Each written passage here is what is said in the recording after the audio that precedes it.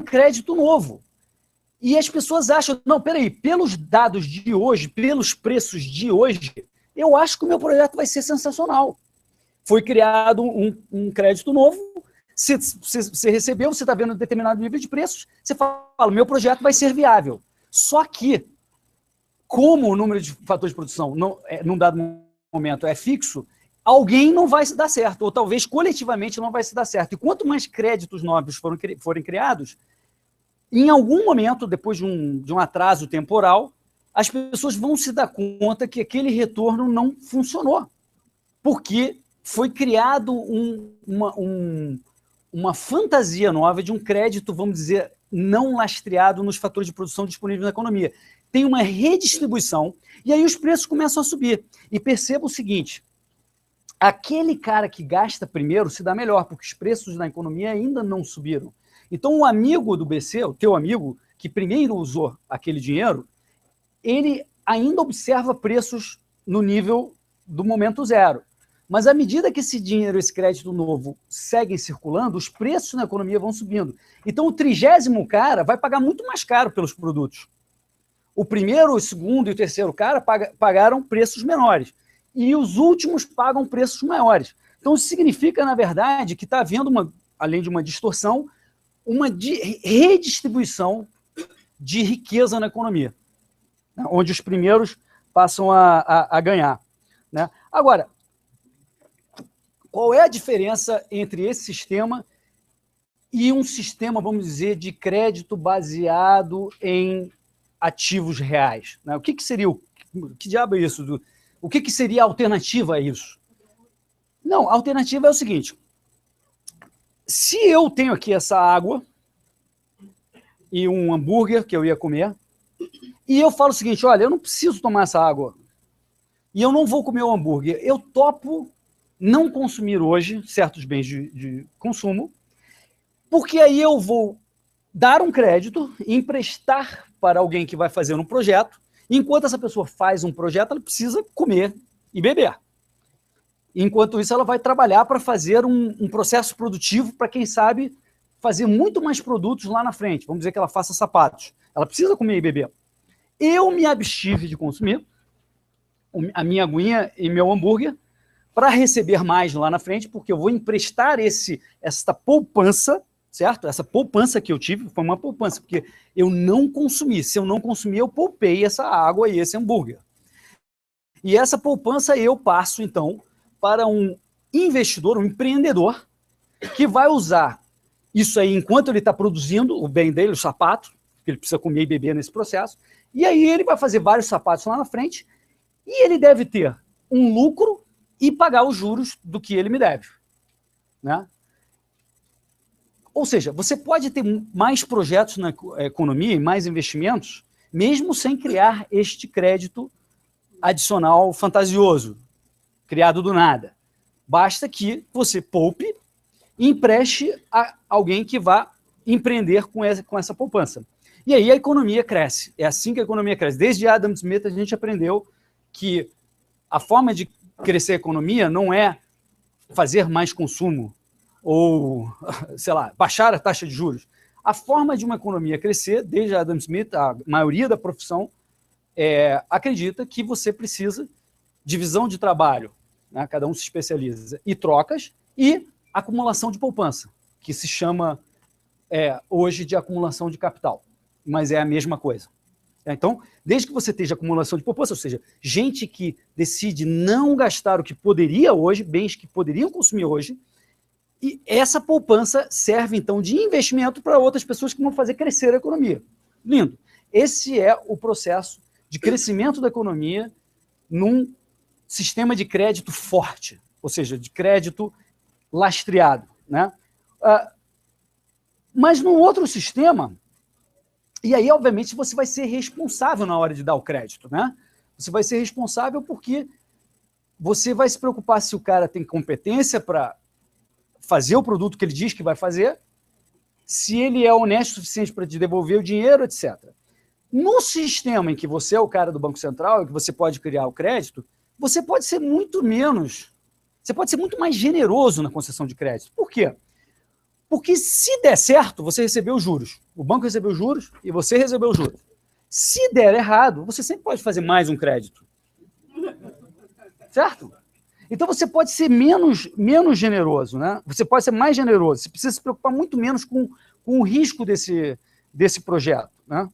E, no limite, o próprio banco também pensa assim, porque um dos papéis, e está lá no papel dele, lá no estatuto dele, se os bancos começarem a falhar, o Banco Central tem o dever de ser emprestador de última instância. Então, o próprio banco sabe que ele pode ser bastante generoso na concessão de crédito, porque existe uma boa chance de o Banco Central o salvar. Então, nesse sistema, você criaria muito mais créditos irresponsáveis do que no primeiro sistema que eu estava dizendo, onde você necessita previamente poupar para que você consiga emprestar essa poupança para alguém que quer investir. Nos dois sistemas, você pode ter muito mais crédito na economia e você vai ter crescimento da economia, só que num é crédito que não tem fatores de produção para todo mundo, portanto, vai ter uma distribuição de riqueza na economia e vai gerar determinadas distorções e vai gerar o que eu vou explicar, que é o tal do ciclo econômico. Como é que é a mecânica do ciclo? Né? No momento que foi criado esse crédito novo, e você vê aqueles preços no momento zero, você acha que vai ser tudo sensacional, você começa a investir, comprar fatores de produção, tem essa distribuição, mas os preços começam a subir, as vendas começam a subir, né? Tudo parece funcionar bem, os bens de consumo sobem de preço, né? A produção aumenta, tudo parece maravilhoso. Porque agora você tem uma opção de gente achando que todos os projetos que cada um tem vai dar certo. Mal sabem eles que não tem fatores de produção para todo mundo para fazer esse projeto vingar naquele período, né? Então, essa expectativa de todas essas pessoas que tomaram esses créditos, de que eles vão fazer projetos e vão gerar bens de consumo e vão ter lucro e vão ter capacidade de pagar os juros do crédito, essa expectativa tem fundamento na realidade ou não? Na média? Claro que alguns podem ganhar, mas na média, essa expectativa tem fundamento? A resposta é um sonoro não, não tem fundamento, porque não é possível, né? É uma ilusão, não é possível, pelo número de fatores de produção, de que todos eles vão conseguir fazer o retorno necessário para pagar o investimento. Né? Na verdade, quando esse crédito é criado, até os juros, o reflexo, o outro lado da moeda da criação desse crédito adicional e dessa moeda, é que os juros da economia caem. Né? Você criou moeda nova, os juros tendem a cair. E esses juros também funcionam como um sinal de que parece que tudo que você vai fazer vai dar certo, porque agora você está vendo menor custo de oportunidade, porque os juros caíram. Tudo isso é uma ilusão porque é fundado em algo que não pode vingar. Né? Para que no final do processo de investimentos, pessoal, no final de todo mundo investindo, para que tenha mais produtos finais, pensa bem, para que no final do processo de produção de todas essas pessoas da economia tenham mais produtos finais, é preciso que no momento zero tenha os fatores de produção. Se você não tem os fatores de produção aqui no início, é impossível você estar criando mais produtos finais do que você criaria normalmente. Ou seja, a criação do crédito só redistribui entre as pessoas, mas os fatores de produção, como são os mesmos, só podem gerar mais produção naquela quantidade proporcional ao que você tem de fatores de produção hoje. Os bens físicos não podem ser inventados. Não é que, né, você vai buscar em Marte o bem. Não, ele tem que estar aqui hoje, tem que ter energia aqui, roupa, comida, etc., para que você faça isso. Né? Se você, simplificadamente, se você imaginar a ilha lá do Robinson Crusoe, né, quando o Robinson Crusoe ele pescou os peixes, e ele não consumiu todos os peixes e chegou lá o Friday, aí ele fala, Friday, eu tenho aqui 2 peixes que eu não consumia. Eu vou te emprestar esses peixes, você vai me pagar com juros. O Friday vai tomar esses peixes e enquanto ele faz a rede para pescar mais peixes, ele está consumindo esses peixes emprestados, senão ele próprio teria que pescar, certo? Mas já que ele está aproveitando a poupança do Robinson Crusoe, ele pode se dar o luxo de sair fazendo a rede. E ao final do processo, ele vai ter uma rede que ele deve pescar muito mais peixes. E a expectativa dele é que ele vai ter o lucro dele e ainda vai conseguir pagar os juros que ele deve ao Robinson Crusoe. E ambos ganham no final. O Robinson Crusoe se deu bem, porque ele recebeu peixe com juros, recebeu 3 peixes, ele emprestou 2, e o Friday também ganhou, porque ele pescou uma opção de peixes e pagou os 3 e ainda sobrou um lucro para ele. Agora, imagina se o Robinson Crusoe, ao invés de emprestar 2 peixes para o Friday, ele entrega 2 papelinhos escrito peixe. Toma aqui, Friday, peixe. Bom, obviamente o Friday vai morrer de rir na hora que ele recebe isso. Mas numa economia complexa é muito mais difícil você entender que não tem o peixe disponível naquele momento quando você cria o crédito novo. É difícil você ver isso, porque é uma economia complexa, enorme, cheio de gente operando. Não se percebe imediatamente que não tem bens suficientes de fatores de produção, bens finais, para completar esse processo. E é isso que acaba criando o credit crunch. Num determinado momento, as pessoas se dão conta que não estão tendo o lucro que esperavam, porque os preços começaram a subir muito, e aí elas veem, e os juros começam a subir, e aí elas percebem que não está dando lucro. Aí você começa a ter perdas na economia, e você cria, então, o topo do ciclo e começa a recessão. Justamente quando a realidade cai. Isso é pela ótica, vamos dizer, do ativo, dos bens. Mas você pode olhar pela ótica do passivo também. Né? Tem até um economista que é keynesiano que tem uma explicação que é muito análoga a essa que eu estou dando, que é o Minsky, que ele fala do Minsky Moment, o momento de Minsky, que ele diz o seguinte, olha, no período de auge do ciclo, você tem uma criação de dívida, sei lá, uma quantidade de dívida que vai crescendo muito mais rápido que o PIB, e aí você tem uma especulação financeira de muita gente tomando dinheiro, investindo, muita gente tomando dinheiro, investindo. Chega num determinado momento em que ela não está conseguindo gerar nos ativos o suficiente para pagar aquela dívida inteira, você chega num máximo de endividamento, e aí o cara é obrigado os ativos começam a perder valor, e quando perdem valor, os bancos começam a chamar as dívidas, ou seja, querer que pague, não rolar mais dívida, e aí ele é obrigado a vender os ativos, e isso acentua a queda do ciclo depois de ter começado. Então você tem a explicação que eu dei antes, que é pela ótica, vamos dizer, dos fatores de produção da economia, de como funciona essa redistribuição, e você tem a ótica vamos dizer, do lado do endividamento, que também acontece um endividamento que não pode ser sustentado, porque está crescendo muito mais rápido que o PIB, só acontece isso pela explicação que eu dei, porque é criado artificialmente pelo Banco Central, e aí esse endividamento não pode ser processado pela economia, pelas fábricas, e aqueles ativos começam a perder valor, e aí o ciclo desaba em cima dele próprio. Né? O famoso squeeze, né? A desalavancagem que ocorre. Então, esse, em resumo, é a mecânica do ciclo, vai ocorrer necessariamente enquanto você tiver um cara criando papel do nada, moeda do nada, via eletrônica ou não, porque hoje em dia a parte que ele imprime o papel é muito menos importante do que o botãozinho que ele aperta e diz que o banco tem na conta dele mais dinheiro. Essa parte de dizer, você banco tem mais dinheiro na sua conta, me dá uma garantia qualquer, essa parte de criação de dinheiro é mais relevante do que o papel moeda.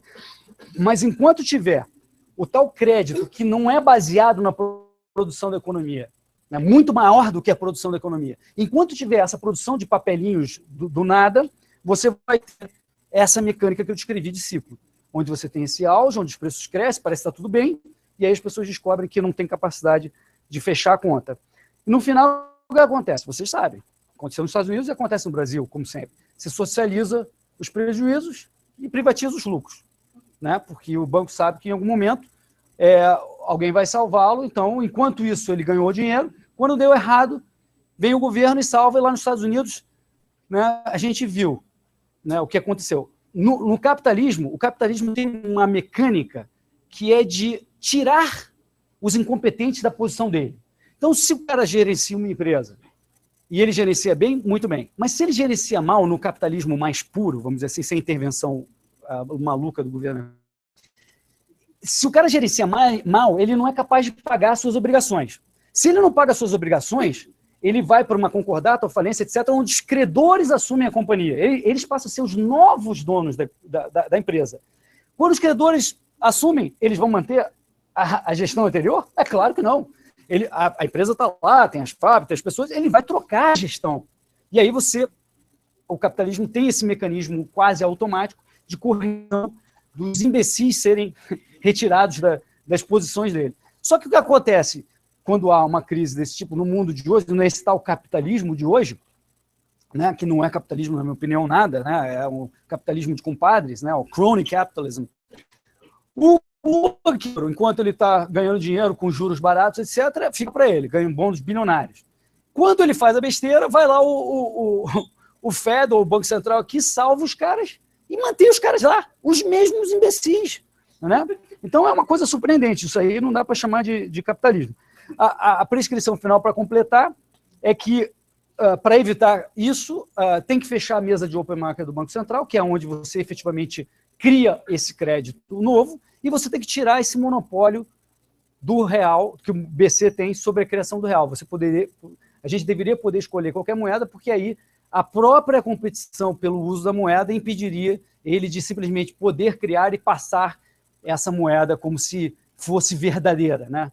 Que nem eu disse no início. Se você imprime na tua casa e passa, você vai preso, porque você está competindo com o Banco Central e não pode, mas eles podem imprimir. Então, para acabar isso, você deveria acabar com o monopólio do Banco Central sobre a moeda. Você pode manter o real e etc., mas a gente deveria poder, a qualquer momento, fazer contratos, pagar e usar qualquer outra moeda e também fechar a mesa de open market do Banco Central. É isso, pessoal. Obrigado.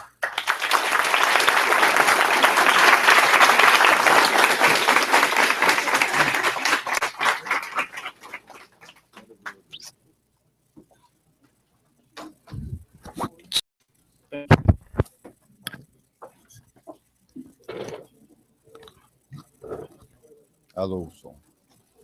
Deixa eu me organizar aqui.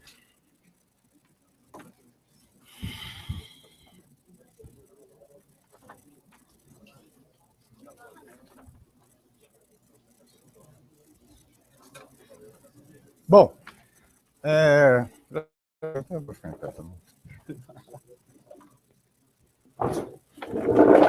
legal, Hélio, legal.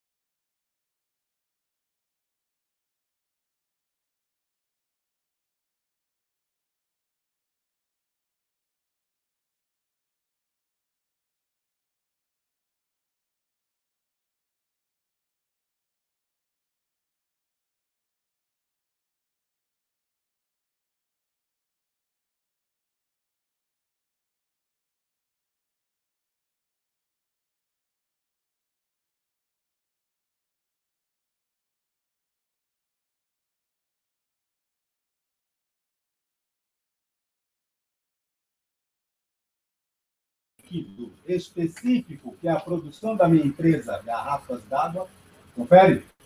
E fazer a mágica conversão disso nessa coisa pecaminosa que o Banco Central imprime. Dinheiro. É isso que diz respeito ao capitalismo. E esse gasto é pelos agentes centrais do capitalismo. Quais sejam? Consumidores ou empresários? Quem são os agentes centrais do capitalismo? Consumidores ou empresários?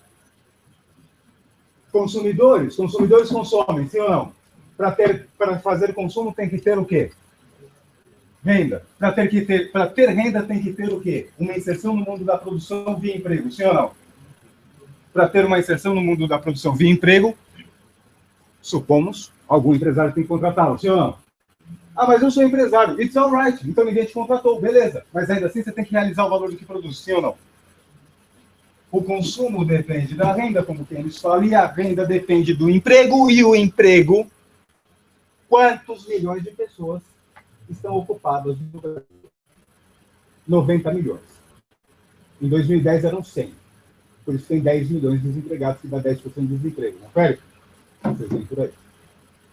Desses 90 milhões, quantos são empregadores? 90 milhões de brasileiros. Dá uns 40 uruguaios, esse tipo de coisa. Quantos são empregadores? Meio Uruguai. 1% disso. Então, eu acho que esse 1% dá emprego para os outros 99%. Confere? O gasto fundamental é o gasto do empresário numa difícil decisão de converter um ativo líquido na forma monetária num ativo líquido que é uma máquina, um equipamento, um insumo para produzir o que ele produz. Ele tem que fazê-lo, porque se ele não o fizer, seus concorrentes ele ficará fora do jogo. Confere? E o empresário fazer essa conversão dessa moeda líquida num ativo ilíquido, ele o faz por quê? Porque ele tem a expectativa de que amanhã ele venderá aquela produção. E por ter a expectativa de que amanhã venderá aquela produção a uma taxa de rentabilidade média esperada, é que ele dá emprego para os outros 99% de ocupados, que, por sua vez, terão a renda e terão consumo. Há, portanto, um gasto central do capitalismo, que é o gasto do investimento, a partir do qual todos os demais andam, exceto o gasto público.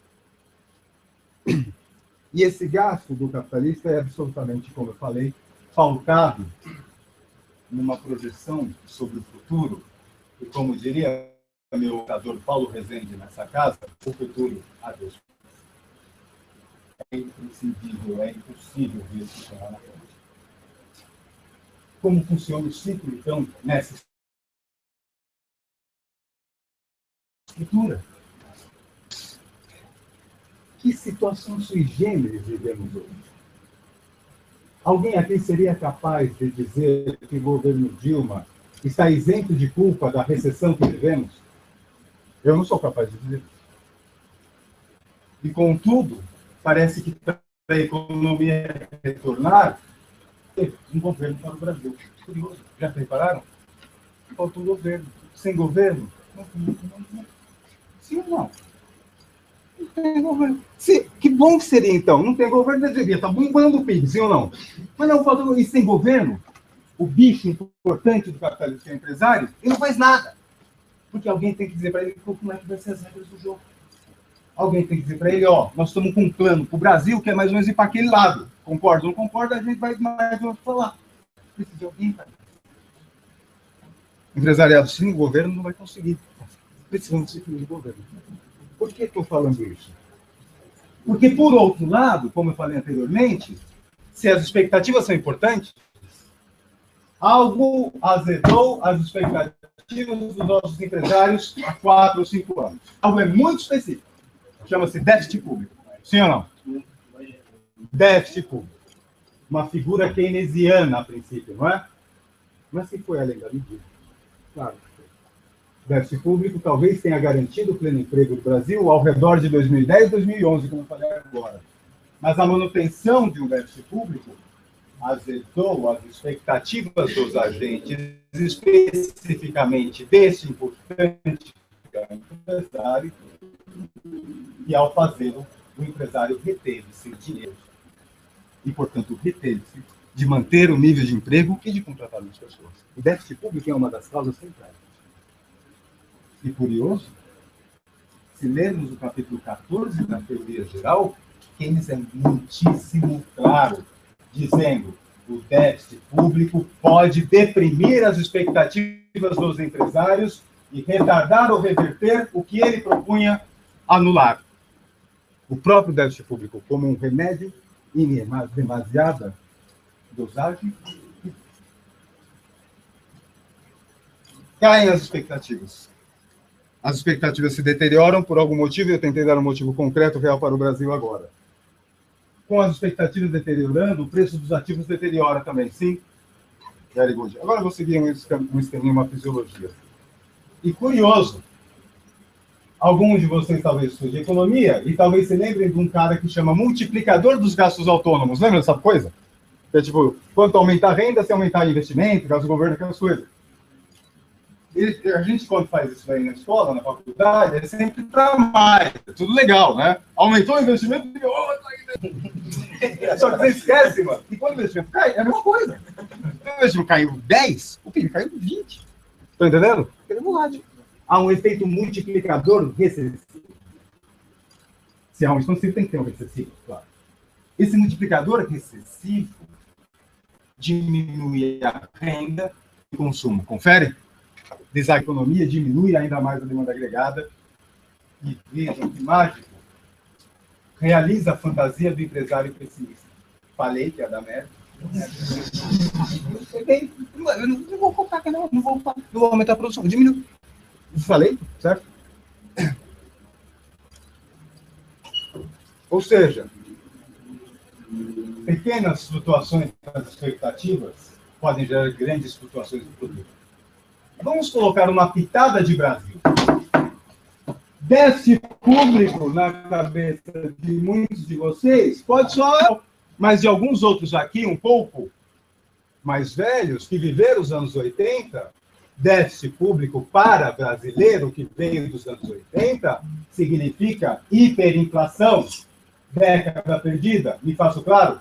Déficit público no Brasil tem essas qualidades, ou essas coisas ruins que vêm à cabeça das pessoas que gerem as empresas no Brasil. Eles vêm para parar tudo e organizar. Com essa demanda agregada caindo, supostamente, centrais, a taxa de inflação diminui, sim ou não? Menos atividade econômica, menos espaço para reajustar variáveis nominais, sim? Né? Curiosamente, no Brasil, as recessões costumam ser acompanhadas de picos inflacionários. Confere? Curioso, hein? 10% de inflação no passado, com o PIB caindo 4%. Esquisito, não é? Por ver de Philips não existe no Brasil. Mas agora começa a ver. Mas o ponto importante agora, fechando e indo para os desdobramentos, é o seguinte.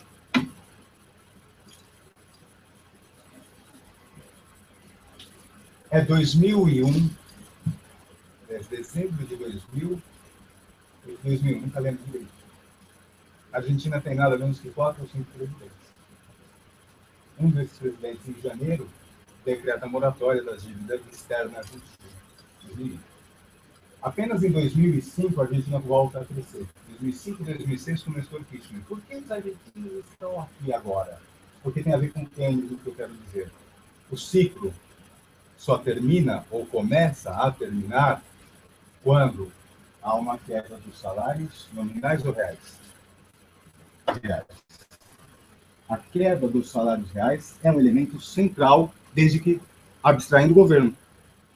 Já que não gostamos de governo na economia. Abstraindo o governo, a queda dos salários reais é o elemento autônomo do capitalismo que tenta ou começa a tirar a economia da recessão.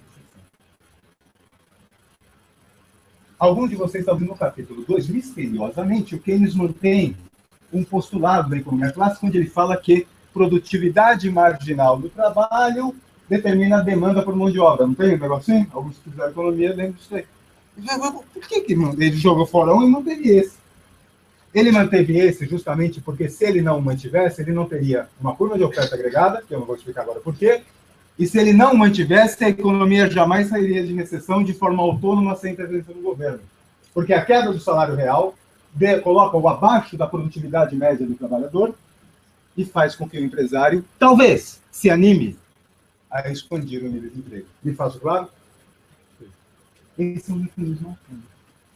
Mas para cair salário real, meus caros, numa economia, vamos pensar nas economias centrais, para cair o salário real, numa circunstância em que os índices de preço estão andando mais devagar ou quase na deflação, para que os salários reais caiam, numa circunstância que o índice de preço está convergindo para a deflação, o que tem que acontecer com os salários nominais?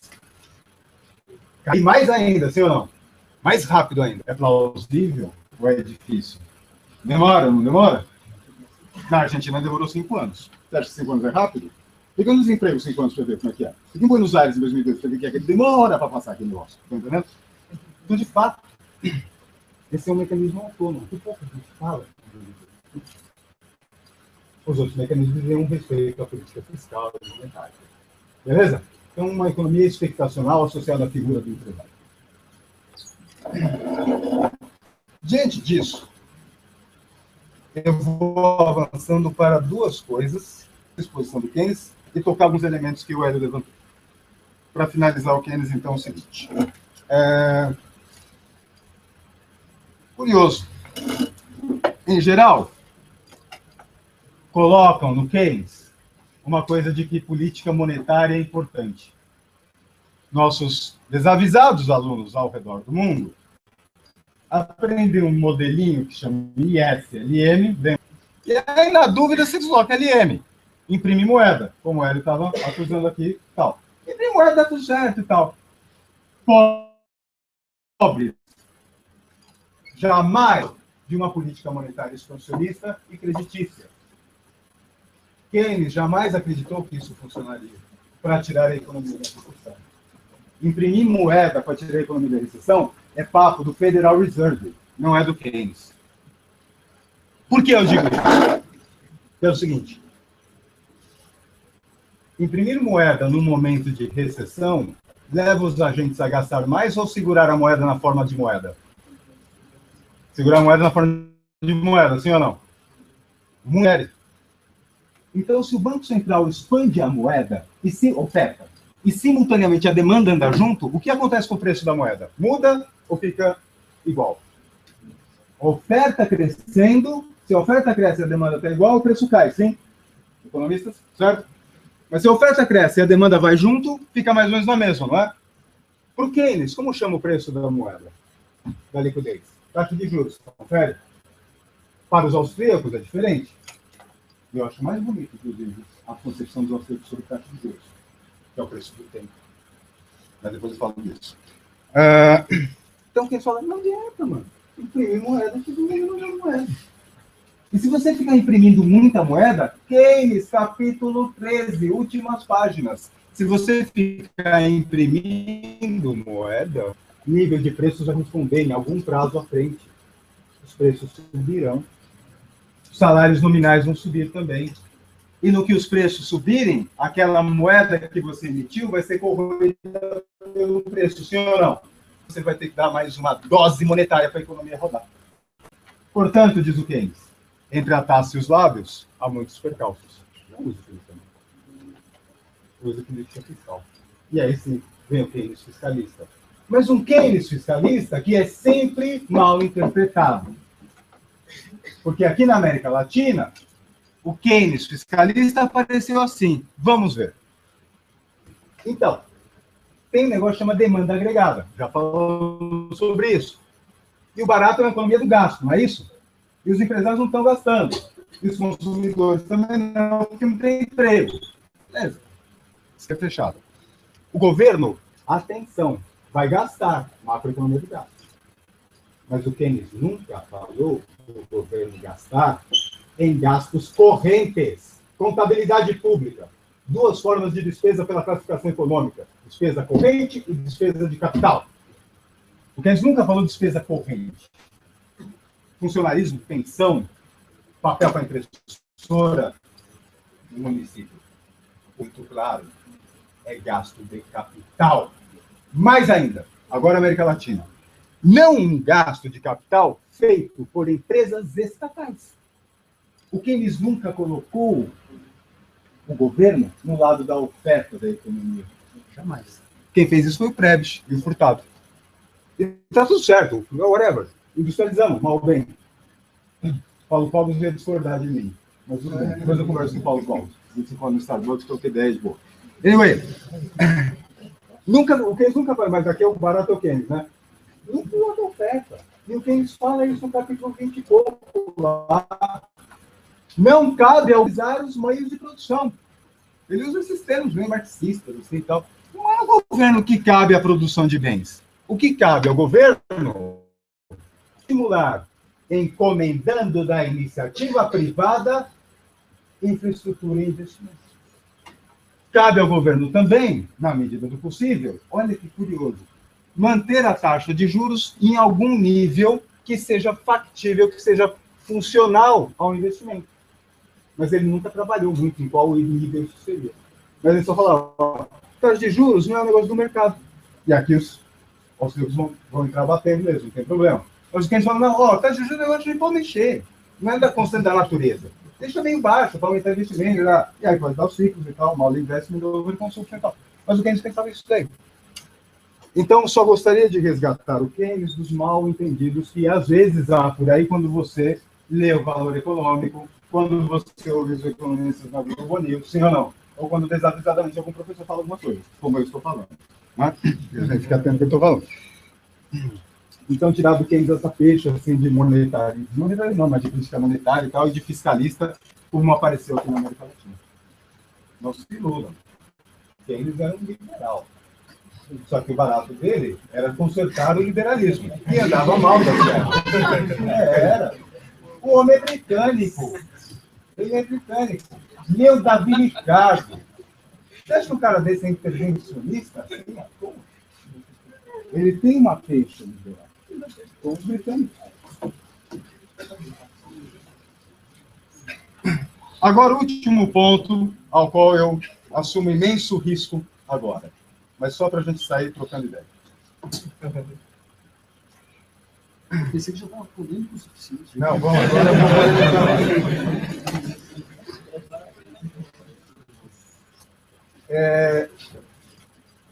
Os ciclos no capitalismo, eles não são dados por escassez de produção, como ocorria até o século XVIII. Os ciclos no capitalismo não são um problema do lado da oferta.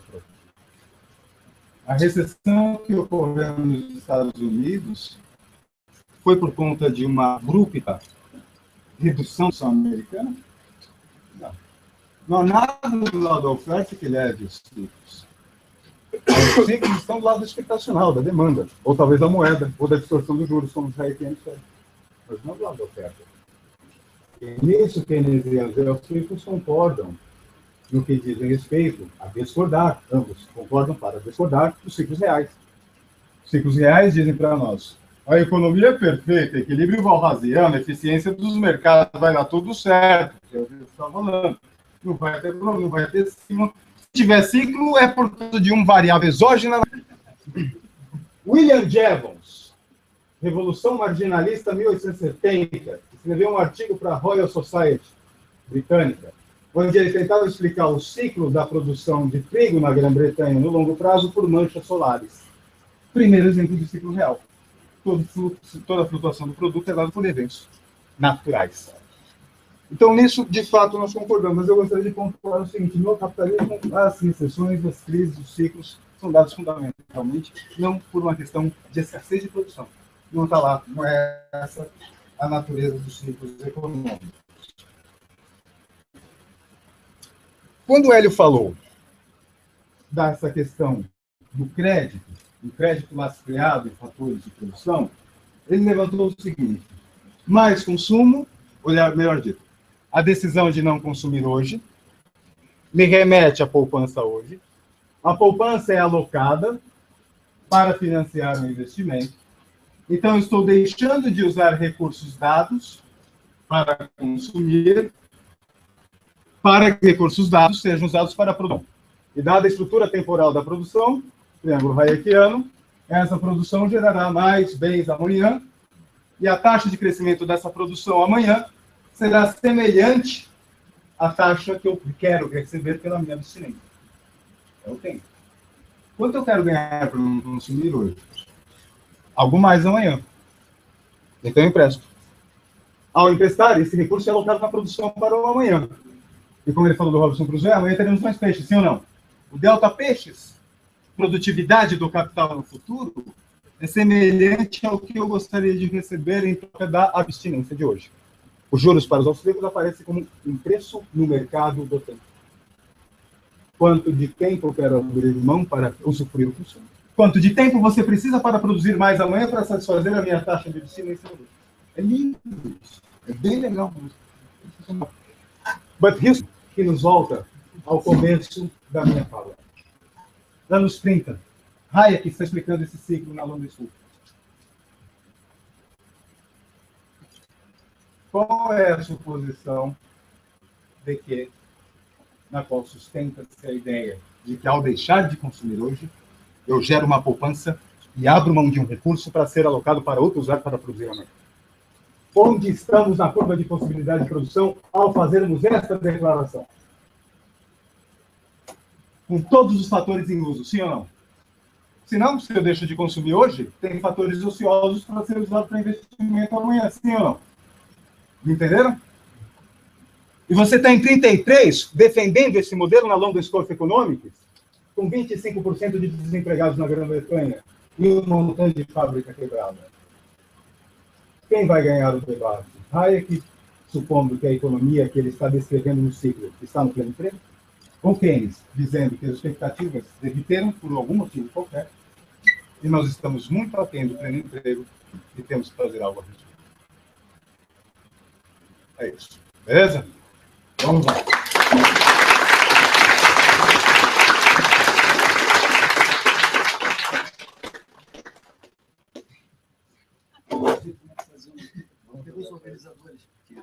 Podemos falar antes ou já vai pergunta? Pode falar?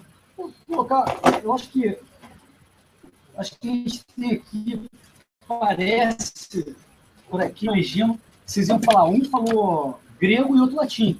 Eles estão falando línguas completamente diferentes, na minha opinião.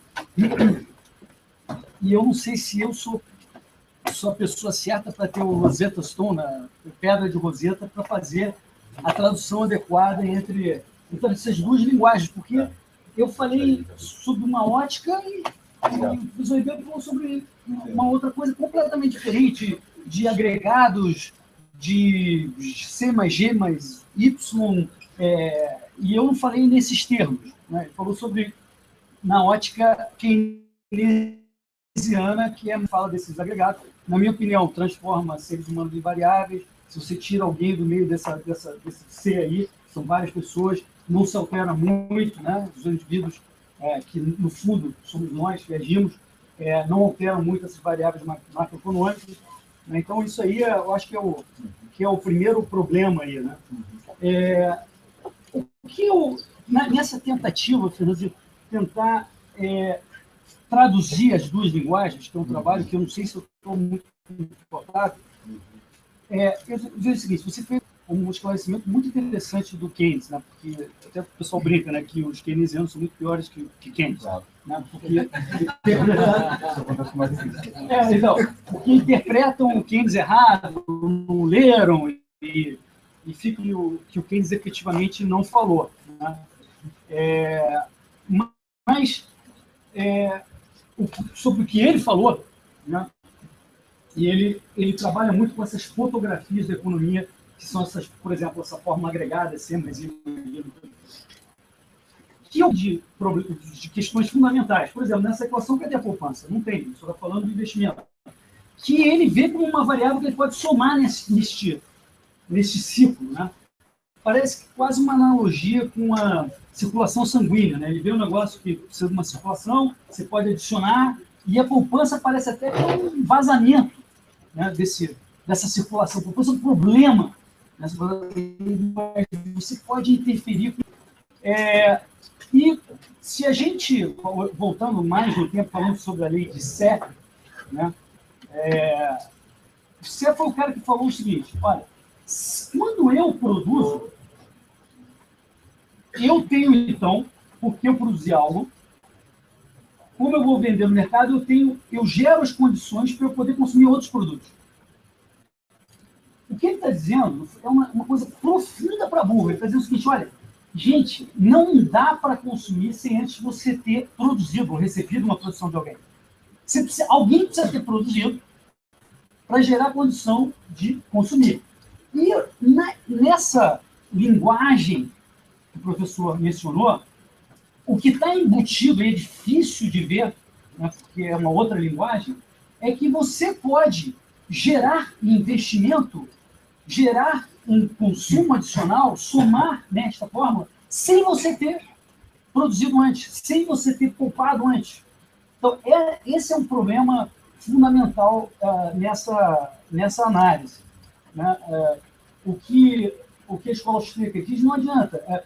Mesmo que o Keynes não quisesse, vamos dizer, usar a política monetária para solucionar a questão do problema da baixa do ciclo da recessão, se você está dizendo que você quer somar investimento, que é um pouco da prescrição, que você tem um multiplicador, essa coisa que você mencionou, o que ele está dizendo com somar investimento? Vamos criar crédito, porque aí você soma investimento. O que cria crédito? Eu acabei de mencionar. Ou você cria crédito se já poupou antes, e aí está tudo bem, e ninguém está fazendo, né? Ninguém está manipulando a economia, né? Ou você manipula a economia e gera créditos artificiais, como eu estava mencionando antes. E aí é que gera o problema. Então, a solução do Keynes, o canal pelo qual ele diz temos que aumentar o investimento, que aí vamos sair da crise, é justamente o canal que eu estava mencionando antes, que é o que vai dar o problema. Então, é o que eu estava tentando dizer antes. Se as prescrições dessa galera são parte do problema que foi causado, aí vai dar mais problema. E no próximo ciclo, pessoal, vai ter mais dívida pública, porque você não deixou purificar e dá mais problema. Só um ponto sobre o que você falou que os austríacos costumam gostar de deflação. Não é bem isso. Os austríacos não são liquidacionistas. O que o austríaco diz é o seguinte, se você, cara, criou antes créditos indevidos, vai ter a deflação. O austríaco não tem nenhum apreço por liquidar a dívida, por que se corrija, nada disso. Isso é a interpretação indevida de algumas pessoas que também não leram Hayek. Mas é inevitável. O que a escola austríaca diz, na teoria austríaca do ciclo, diz, olha, se você criar todo esse problema, como eu mencionei antes do ciclo, você vai ter a recessão. É inevitável. Né? E se você tenta interferir com a proposta do Keynes, você vai interferir por esse canal que justamente é o que causou a crise. Então, vai dar o problema adicional. No fundo, o que o professor estava mencionando corretamente, que o Keynes, a ótica do Keynes um problema, a crise é um problema de falta de demanda agregada. Né? É um problema de falta de demanda agregada. O problema do ciclo na escola austríaca, a gente está olhando mais para o problema na expansão, então a gente diz, não, peraí, não é falta de demanda agregada, é sobreconsumo e sobreinvestimento ao mesmo tempo, porque as pessoas os bens de consumo que estão ali estão sendo consumidos pelas pessoas que já o consumiriam, e você adicionou outras pessoas com crédito não existente, e os dois estão tentando, que nem o rap do Keynes versus Hayek, né? Estão dragging for resources, né? O Hayek faz assim, os dois estão tentando disputar os mesmos bens, e só tem uma certa quantidade de bens. Aliás, esse rap é sensacional, e eu acho que é muito ilustrativo, tem 2 vídeos dessa discussão que a gente está tendo aqui, porque eu acho que... E ele mostra, inclusive, que o Hayek, no final do segundo, o Hayek ganha, na cabeça dos criadores do vídeo, o Hayek ganha, derruba o Keynes, mas quem leva é o Keynes, pelo motivo óbvio de que os caras que estão no poder gostam de um cara que vai dizer, não, pô, a gente está aqui para isso, o que eu tenho que fazer? Vamos lá intervir na economia. Né? Quando a solução do Hayek é falar, cara, se você intervir com a mesma solução que causou o problema, vai dar problema, entendeu? Mas o cara que está no poder tem de pensar, ou ele pensa com interesse próprio, tal, estou descartando isso, mas ou ele pensa assim, não, estou aqui para isso, eu tenho que fazer alguma coisa. Eu tenho que fazer porque está todo mundo morrendo, tal. Mas pouco percebe ele que, se a teoria dos ciclos econômicos está correta, essa interferência dele pode ter um pequeno período de sucesso, aparente sucesso, porque você gera de novo o início de um novo ciclo que você está aumentando vendas, aumentando preços, etc. Mas a conta maior vem depois. Né? Bom, ele falou que o Keynes era liberal, obviamente eu discordo. Eu discordo muito dessa tese. Ele vinha... Eu falei, eu pensei, eu acho que não vou... Porque o liberal para mim é um pouco diferente. Claro, não, mas eu acho que... eu estou usando a seguinte definição. Eu sei por que você disse isso, você tem razão. Mas a definição que eu falo de liberal, aquele cara que tem comumente uma série de botões para gerir a economia e que se deve usar centralmente, com burocratas fazendo essas definições para gerir a economia, esse cara, por definição, não pode ser um liberal. Um liberal tenderia a respeitar a dinâmica da ordem espontânea dos mercados, de compra e venda, das decisões de consumidores e dos indivíduos na sociedade, sem tentar o dirigismo central. Então, nesse sentido, eu acho que o Keynes não era liberal. Eu deixo por aqui, depois a gente continua. Estou tomando muito tempo aqui. Perdão. Questões, então? Sim, a gente tem duas perguntas. A primeira é para o Hélio. Existe a possibilidade de haver um ciclo longo e profundo de liberalismo clássico? E a segunda, porque o liberal é visto como conservador nas questões sociais? É do Alexandre Camargo. Vou começar pela segunda.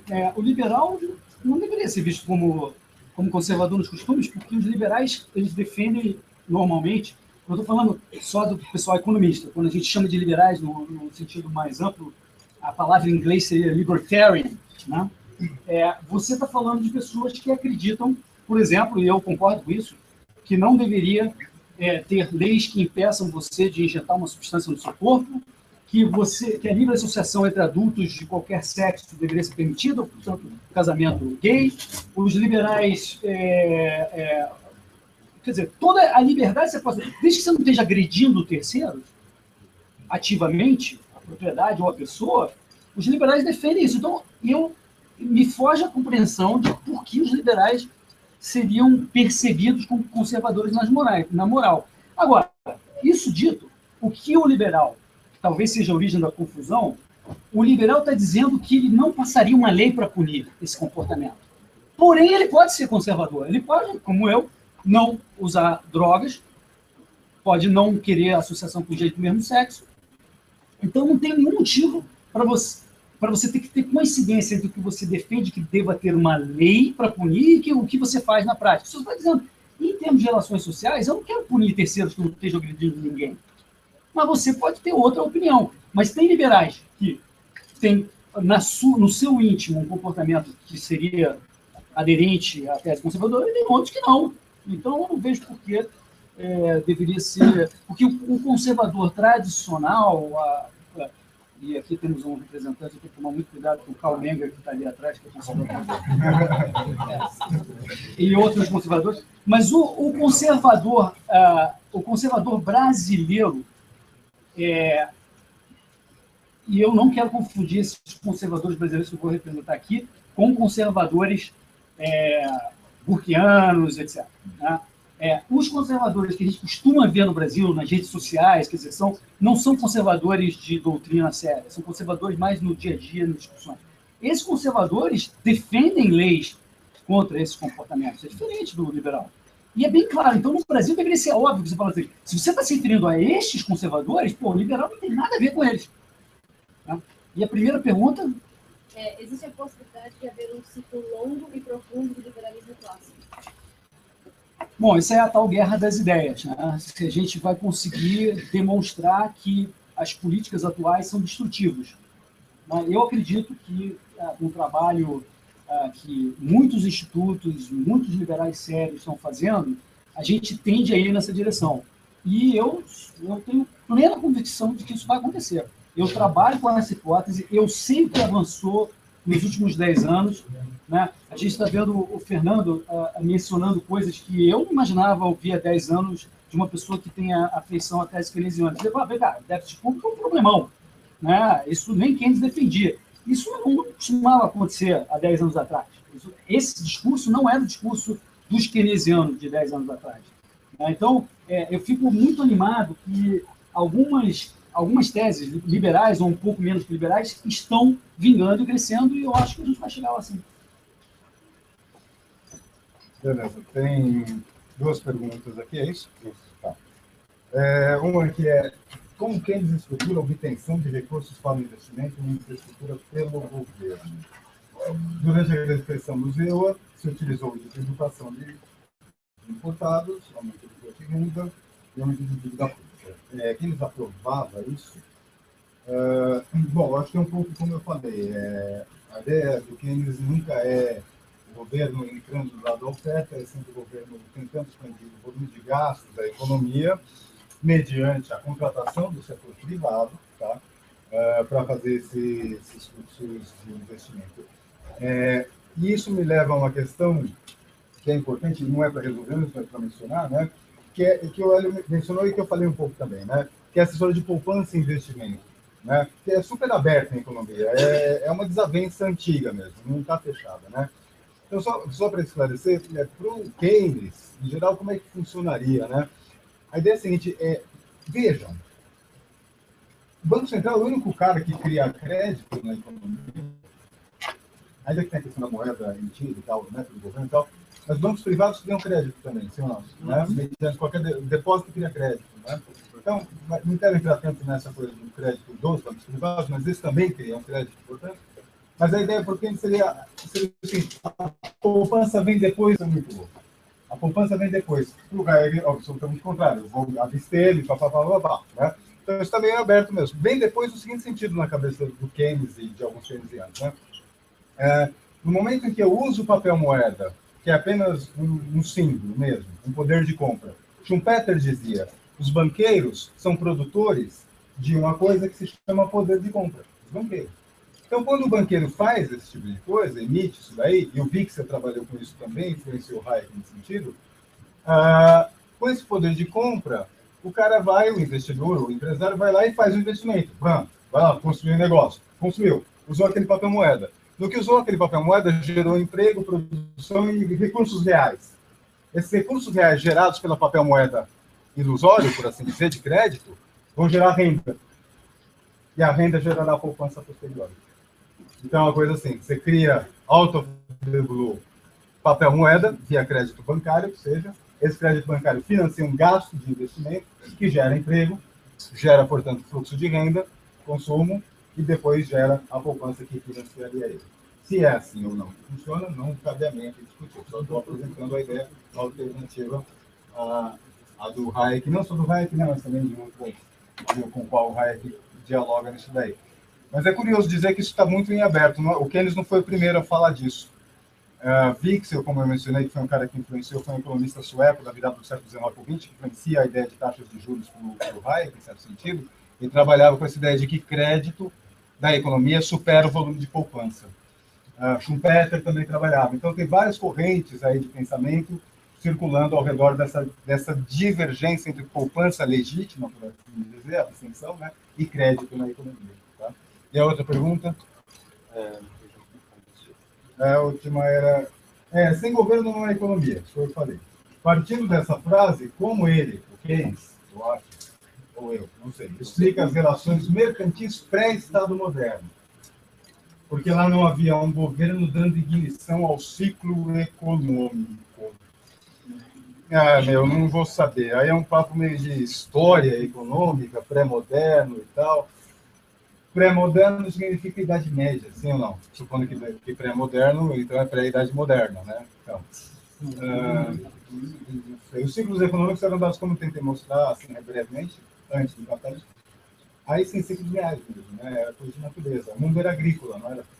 Então, o PIB era agrícola, então o ciclo econômico era dado meio que pela natureza, né?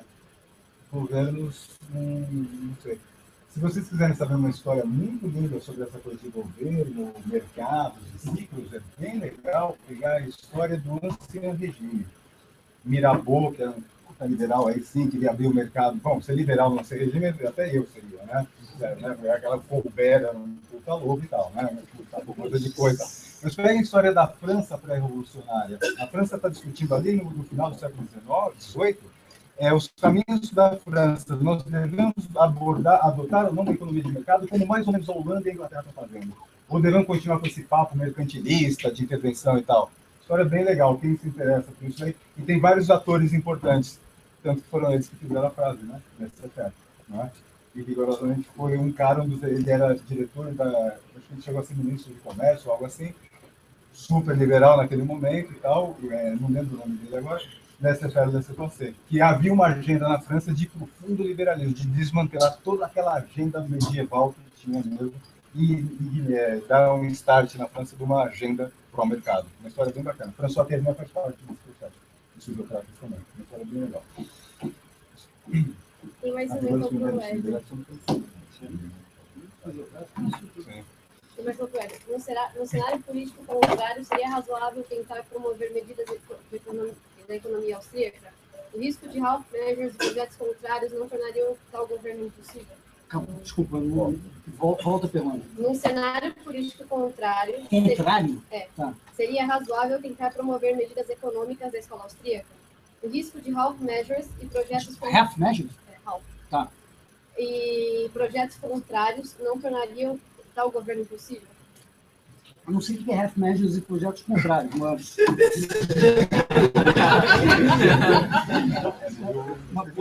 É um pouco misterioso, né? Se puder esclarecer... Não, eu digo que às vezes são criados projetos que imediatamente vão com o quê? Desculpa. São criados projetos que vão contra as suas políticas econômicas. Você tem alguma outra especialista e aprovado um projeto que... Projeto, se diz projeto de investimento, projeto de lei? Cara, eu confesso que eu... Por exemplo, eu perguntei para um professor de direito constitucional se, por exemplo, o padrão poderia acontecer no Brasil e quanto não. O que vai ser da moeda? Então, também que não, que a pessoa repete. Você mudar uma Constituição no Brasil, é gigantesca, como é que você vai fazer? É assim, não. Tá, então eu vou por essa interpretação, que essa eu entendi. Eu acho que é o seguinte, você fala o seguinte, veja bem, Hélio, você está falando sobre um cenário cuja prescrição parece inviável politicamente hoje. Né? A prescrição que eu dei no final da minha palestra é, olha, a gente tem que fechar mesas de open market, né? E tem que acabar com o monopólio da moeda. Aí você fala, poxa, isto parece inviável, e eu concordo, politicamente hoje, sem dúvida. Eu, inclusive, escrevi um artigo sobre isso, que está no site do Instituto Mises. Na minha opinião, a gente, quando discute teoria, a gente fala sobre ideais.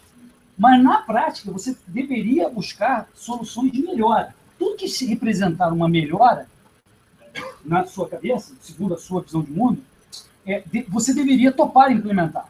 Né? Tudo que representar algo na direção do seu mundo ideal. Então, esse artigo que eu escrevi, ele mostra como você pode fazer essa transição do Banco Central de uma forma gradual e que começa muito politicamente viável até você, efetivamente, à medida que você tem o sucesso e o entendimento político mude, você vai implementando passo a passo. Então, eu acho que você deveria poder caminhar na direção, mas é claro que isso não vai ser adotado hoje.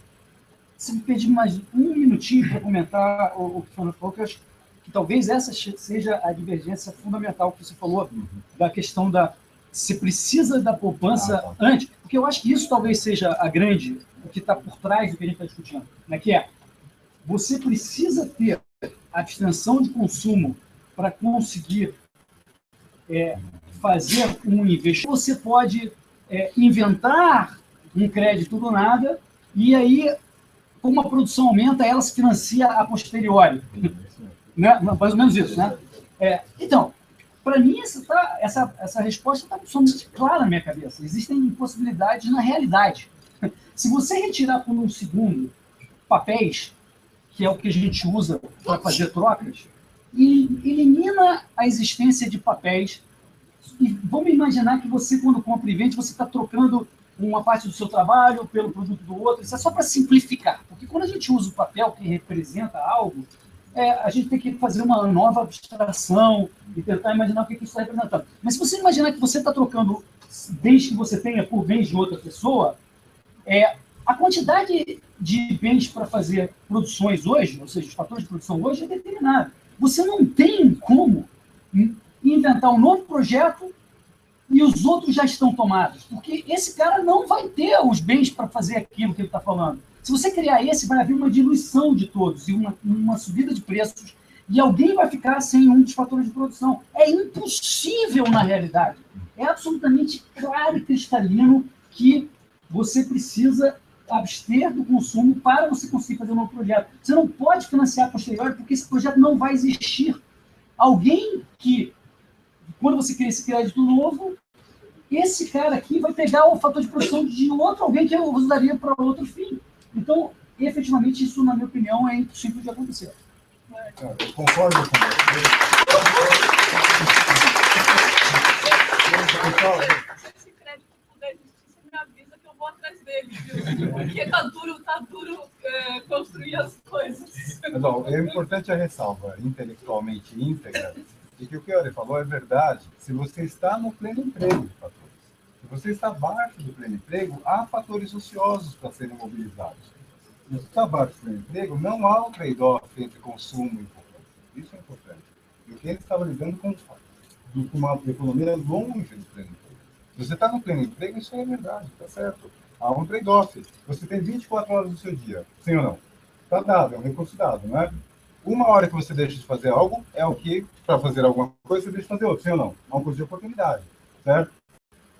Se você está desocupado às 24 horas do dia, esse curso de oportunidade existe. E se você está plenamente ocupado, ele existe, sim ou não? O curso de oportunidade só faz sentido se você está próximo do pleno emprego. Se você está longe do pleno emprego, 24 horas de papo para o ar, entendeu? Você vai poder criar recursos porque eles estão à sua disposição, porque não são utilizados. Acho que essa é a questão importante. Não, okay. O Hayek pensa nesse sentido. O Hayek nunca imaginou que tivesse plano emprego. Isso não faz parte da teoria É a dele. expansão da culturalização que estava preocupada. A fronteira do que se pode produzir, ela, na verdade, ninguém sabe onde está, e todo mundo aqui pode produzir muito mais do que produz, mas tem certos motivos pelos quais ela não está fazendo isso, e por ela não estar fazendo isso, a quantidade de bens finais da economia agora é X. O motivo, se ela poderia estar fazendo... De fatores. Fatores e bens finais. Bens finais incluem os fatores. Porque bens finais são aqueles que você precisa para fazer os investimentos. Estou aqui fazendo uma simplificação para também não...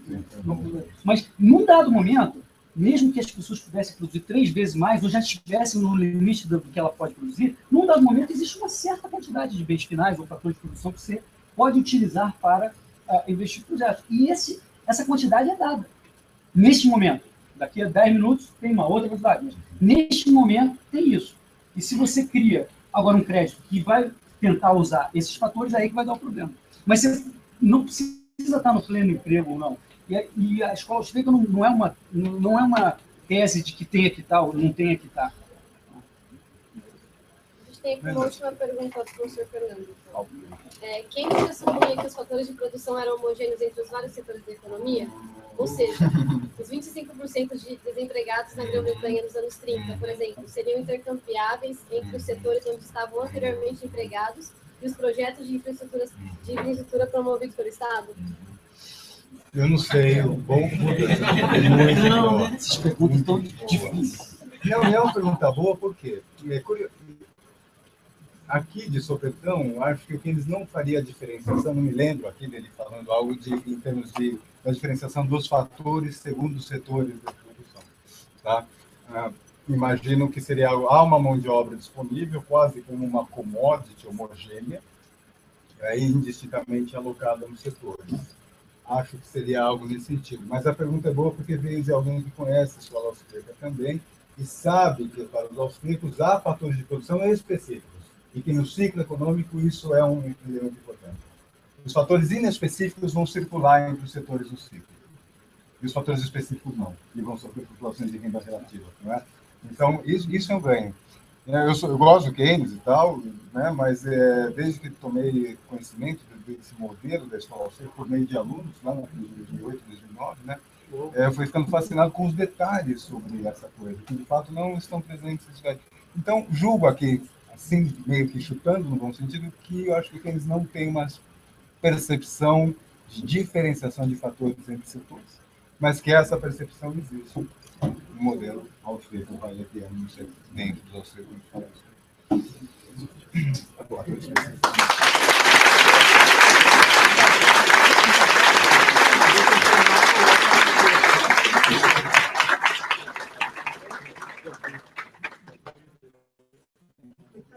Muito obrigado. Muito bom.